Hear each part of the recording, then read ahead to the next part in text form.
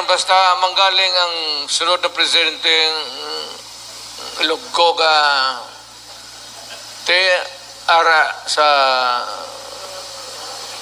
malawak sa Ilonggo na lugar. Mr. President, madamo tadi nga presidentiable. Nandyan si Senator Bongo. Kaya nga, ganito Nandyan yan. si Robin Hood Padilla. Nandyan si Baste Duterte.